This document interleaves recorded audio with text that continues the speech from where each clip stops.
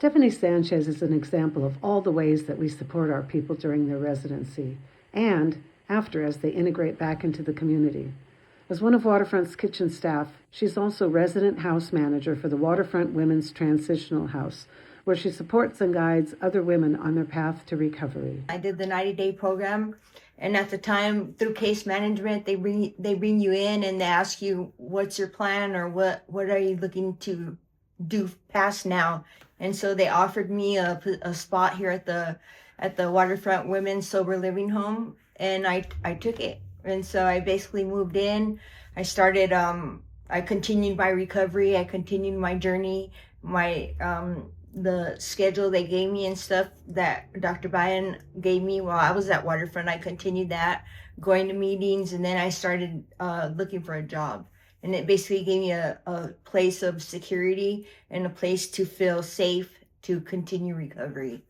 I kind of guide the women, and I assign weekly chores to the women.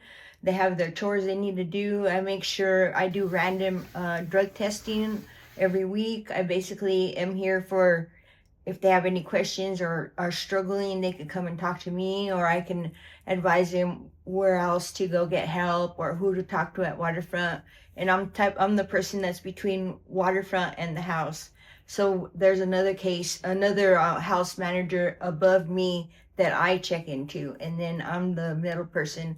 So if they need to know what's going on here at the house, they'll call and ask me, hey, so-and-so's coming, they'll be there on this day. And so I prepare the room, make sure they have a refrigerator, they have a cupboard, and that they have a house key, and kind of like just basically let them know what is expected of living at the Waterfront Sober Living Home.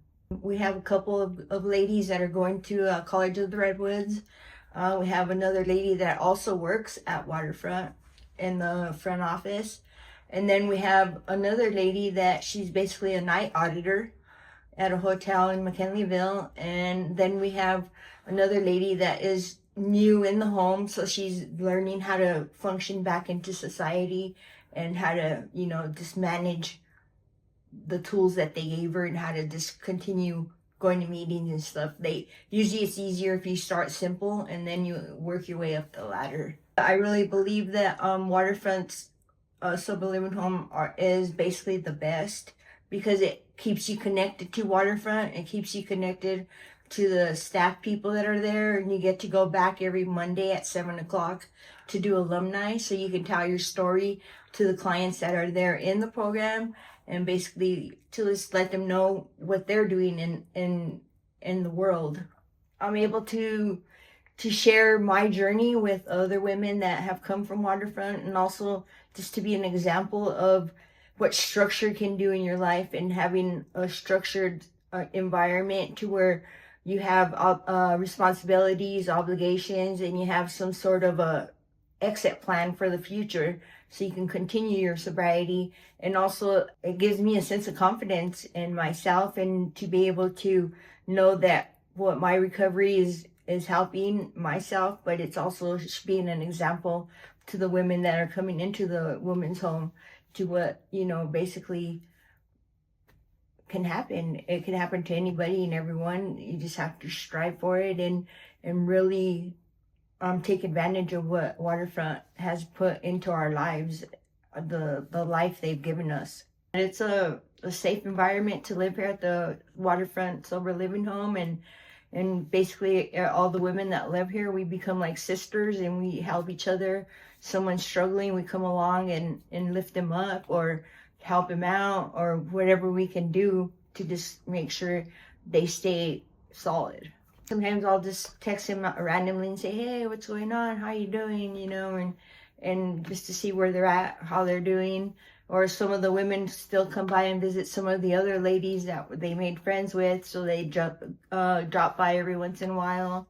So yeah, it's a good way to form a community of sobriety and recovery. If you make friends while you're in the program at Waterfront, and then you come to the SLE, the Sober Living Home, and you continue your friendship and your relationship, and you've learned healthy boundaries when you're living here. So it's like you can't and just having the healthy boundaries, I think, helps a lot of women. I know it helps me, knowing that sobriety is easy and familiar, and it's comfortable, because it can be scary at times to be sober, not having to feel your own feelings, and you're not masking them with any type of drug or anything. It's basically you're learning how to walk through your feelings and not like taking drugs for it. And you're still connected with Waterfront, so you can always call Becca, Jamaica, whoever was your go-to person. You can always call, and they always take the time out to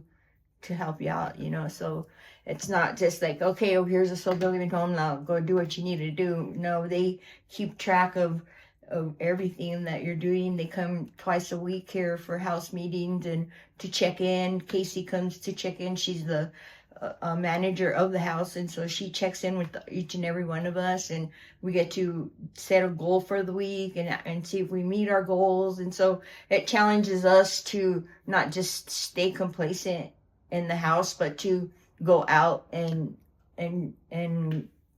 try to better your life.